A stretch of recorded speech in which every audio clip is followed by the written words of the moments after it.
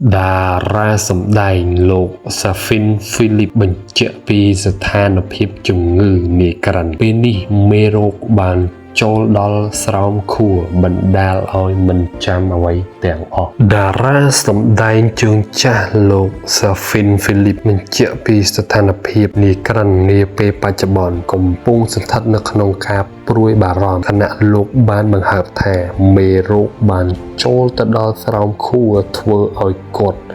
មិនចាំអ្វីទាំងអស់សូម្បីតែខ្លួនឯងនិងកូនរបស់ខ្លួនដោយដំណឹងនេះធ្វើឲ្យមហាជនជាច្រើនកើតនៅក្តីអាណិតព្រមទាំងព្រួយបារម្ភជាខ្លាំងដោយគ្រប់គ្នាបានបួងសួងសូមជូនពរឲ្យឆាប់ជាសះស្បើយឡើងវិញយ៉ាងណាមិញបើយោងតាមសំណេររបស់លោកសាហ្វីនហ្វីលីបបានរៀបរាប់មុននេះបន្តិចថាគ្រូពេទ្យនៅកាឡាម៉ែតទើបប្រាប់កញ្ញាប្រំប្រៃព្រឹកនេះថាមេរោគបានចូលដល់ស្រោមខួររបស់នាយក្រិនហើយគាត់មិនចាំអ្វីទាំងអស់នៅពេលនេះសូមបញ្ជាក់ផងដែរថាតារាកំប្លែងនាយក្រិនមានជំងឺរលាកប្រអប់ត្រចៀកខាងឆ្វេងធ្ងន់ធ្ងរ